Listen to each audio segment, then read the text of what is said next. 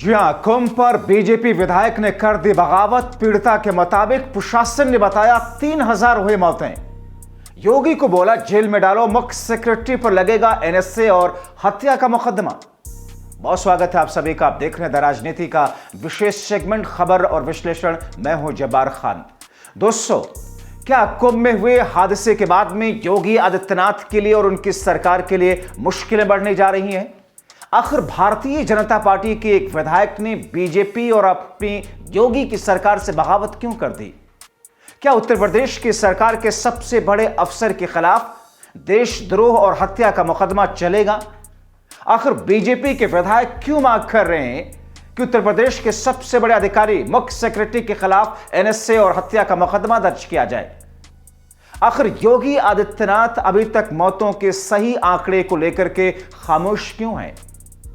जब रेलवे या दूसरी जगहों पर ऐसी किसी तरह की कोई मौत या हादसे होते हैं तो उसमें आंकड़ों के साथ साथ में लिस्ट जारी की जाती है, मगर अभी तक कुंभ मेले के इस हादसे में जान गंवाने वाले श्रद्धालुओं की, स्वर्गवासी हुए श्रद्धालुओं की वो लिस्ट क्यों नहीं जारी की गई, जबकि पीड़ित तड़प रहे हैं शवगृहों के बाहर? दोस्तों, आपसे अपील की इस वीडियो को अंत तक जरूर देखें ताकि इस खबर को समझ सकें, क्योंकि खबर संवेदनशील है। दरअसल भारतीय जनता पार्टी के एक विधायक ने उत्तर प्रदेश की सरकार, बीजेपी और योगी आदित्यनाथ के खिलाफ एक तरीके से बगावत कर दी। वो विधायक जो कहते हैं कि सरकार में बैठे हुए लोगों के खिलाफ में कड़ी कार्रवाई होनी चाहिए, उत्तर प्रदेश के योगी के सबसे बड़े अधिकारी के खिलाफ देशद्रोह का मुकदमा दर्ज होना चाहिए, हत्या का मुकदमा दर्ज होना चाहिए, उन सभी अधिकारियों को जेल की सलाखों के पीछे भेजा जाना चाहिए जिन लोगों के ऊपर जिम्मेदारी बनती है कुंभ मेले के, कुंभ को लेकर के सुरक्षा व्यवस्था की, इंतजामात की, व्यवस्थाओं की। आपको सबसे पहले मैं उनका बयान सुना देता हूं। दरअसल दोस्तों, गाजियाबाद के लोनी से भारतीय जनता पार्टी के विधायक हैं नंद किशोर गुर्जर। लोनी से विधायक जो कहते हैं कि उन्होंने जिस तरीके से व्यवस्थाएं की, जिस तरीके से जिम्मेदारियां संभाली, वो नाकाफी थी। इतना ही नहीं, नंद किशोर गुर्जर के बयान और बड़े आरोपों से योगी आदित्यनाथ समेत पूरा बीजेपी कुनबा तिलमिला रहा होगा। वो कहते हैं कि ऐसे लोगों के खिलाफ एनएसए लगाया जाना चाहिए, मुख्य सचिव पर हत्या का मुकदमा दर्ज होना चाहिए, सभी जिम्मेदार अधिकारियों को गिरफ्तार करके जेल भेजा जाना चाहिए। और दरअसल ये बातचीत उनकी, ये बयान उनका एक यूट्यूब चैनल से बात करते हुए उन्होंने ये बातें कही। जिस तरह बीजेपी शासन और सीएम योगी के खिलाफ बगावती तेवर उन्होंने अपनाया, हम आपको वो स्क्रीनशॉट दिखा करके समझाते हैं जिसमें उन्होंने क्या कुछ कहा है। दोस्तों, बीजेपी विधायक बोले चीफ सेक्रेटरी पर हत्या का मुकदमा दर्ज हो। गाजियाबाद से बीजेपी विधायक नंद किशोर गुर्जर ने एक यूट्यूब चैनल से बातचीत में कहा, हमें अंदाजा नहीं था कि निर्धारित 40 करोड़ से ज्यादा 50 करोड़ तक लोग पहुंच जाएंगे। क्या ये 50 करोड़ की संख्या कहने भर के लिए थी? जब तक 1 या 2 अधिकारी जेल नहीं जाएंगे, एनएसए का मुकदमा नहीं दर्ज होगा, यह हादसा नहीं, हत्या है।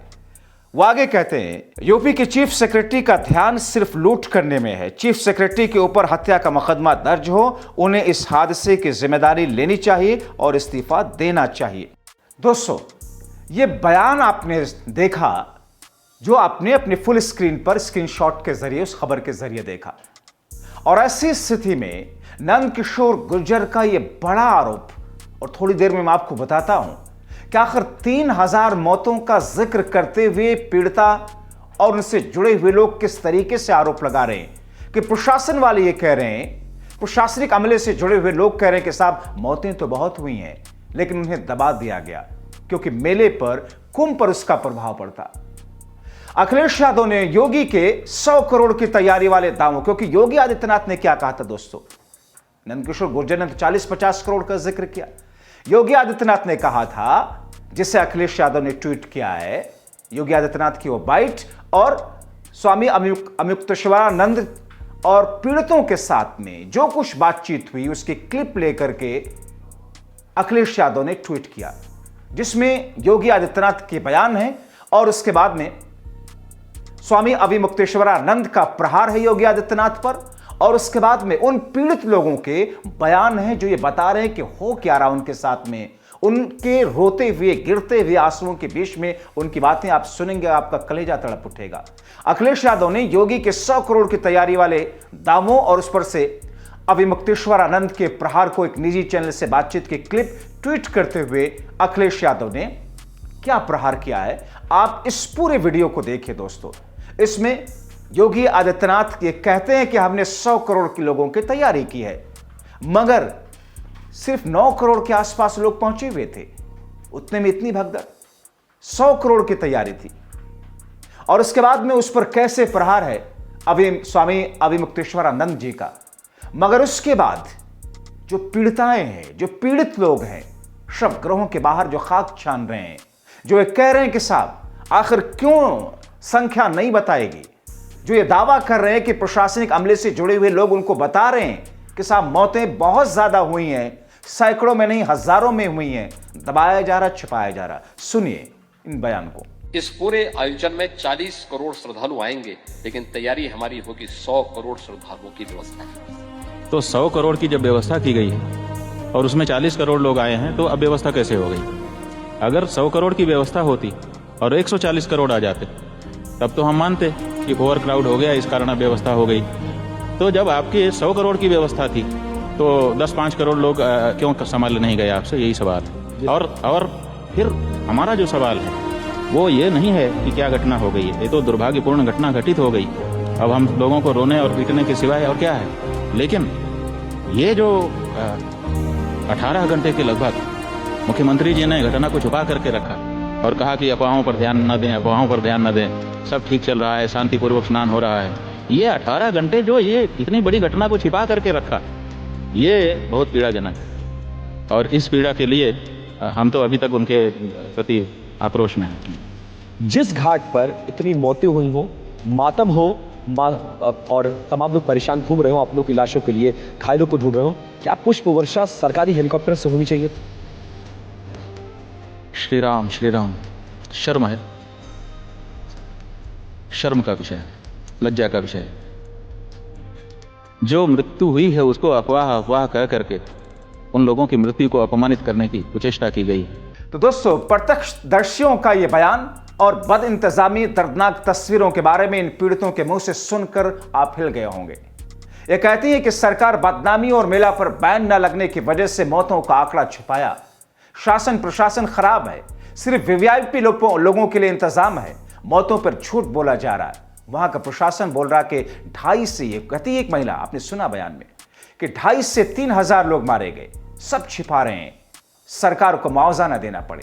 तो है ही 25 लाख रुपया तो दूर की बात है, हमें कोई पैसा से मतलब नहीं है। मेरे मेला में बैंड मत लगे, हमारा यूपी का बदनामी ना हो।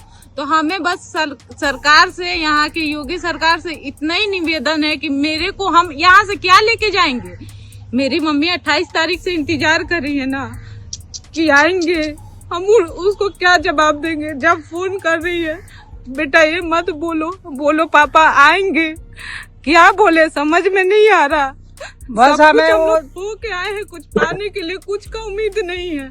कहीं भी कुछ भी पता चल रहा तो लग रहा है एक नया उम्मीद है। यहाँ का प्रशासन बहुत खराब है, कुछ सेवा नहीं कर रहा, सिर्फ खा रहा, आग ताप रहा है। सिर्फ ये वीवीआईपी लोग के लिए प्रशासन है यहाँ पर ही। जब हम लोग वीवीआईपी लोग के लिए दूर से आकर यहाँ पे हम लोग खुद से खोजेंगे तो यहाँ का सरकार, यहाँ का गवर्नमेंट, पुलिस वाले क्या करेंगे? फिर सिर्फ सजेशन देने के लिए कि आप वहाँ जाइए, वहाँ जाइए, वहाँ जाइए। हम लोग उतने दूर से टोटल 30 डेथ हुई है। कल आप जब गए थे, कल की तारीख में गए थे ना, 31 तारीख को जी, 31 तारीख पोस्टमार्टम हाउस गए थे आप, जहाँ पर सारे मर्चरी गए थे, जहाँ सारी लाशें रखी गई हैं। कितनी लाशें आपके हिसाब से? हम कल वहाँ देखे अपने आँख से 26 लाशें थी, और आज जब गए तो देखे तो 6 लाशें थी बस। 20 लाश इतना जल्दी चलेगा? लेकिन हर जगह हमने ढूंढा, हमें कुछ अनुरोध नहीं है, बस हमें जिस प्रकार से हमारे फादर यहाँ है उसी प्रकार से हमें उन्हें सौंप दिया जाए। माँ को क्या जवाब देंगे आप? माँ को मैं क्या जवाब दूं सर? इंसान शरीर से तो हम लोग इतना थक गए हैं, मेला इतना बड़ा है, शरीर से थके हैं, मेंटली थक गए हैं, किसी तरह से कुछ समझ में नहीं आ रहा है। बोला जा रहा, वहाँ का प्रशासन ही बोल रहा कि 2,500 से 3,000 आदमी मरा है और सबको गायब कर दिया गया है, कि मेला में बैंड ना लगे, यहाँ मुआवजा ना देना पड़े। तो हमको कुछ नहीं चाहिए, जिस भी हाल में मेरे पापा है बस हमको लौटा दिया जाए, और हमको कुछ नहीं चाहिए, यहाँ से हमको कुछ नहीं लेके जाना है, वो मिल जाए। मेरे घर के इकलौते का जीवन है और उनके अलावा हम लोग का कोई नहीं है। हम लोग क्या करें, हर एक दिन घुट घुट के मर रहे हैं। सिर्फ आम लोग के लिए कोई व्यवस्था नहीं, सिर्फ बाबाओं के लिए व्यवस्था है, वीआईपी लोग के लिए व्यवस्था है, यहाँ पे आम जनता के लिए कोई व्यवस्था नहीं। आज योगी जी आने वाले हैं हॉस्पिटल में। देखिए, हम लोग एक लेडी पड़ी है, उसके डैडी का वायरल हुआ है, वीडियो लेके आई है। हॉस्पिटल में बोला गया सबसे पहला लाश आपके पापा का आया था, लाश उसके पापा का नहीं मिल रहा, वो भी हॉस्पिटल में पड़ी हुई है। 2 भाई के साथ अपने पापा का लाश ढूंढ रही है, उसके पापा का लाश भी गायब कर दिया गया है। तो क्यों ऐसा क्यों हो रहा, क्या लेके जाएगा कोई?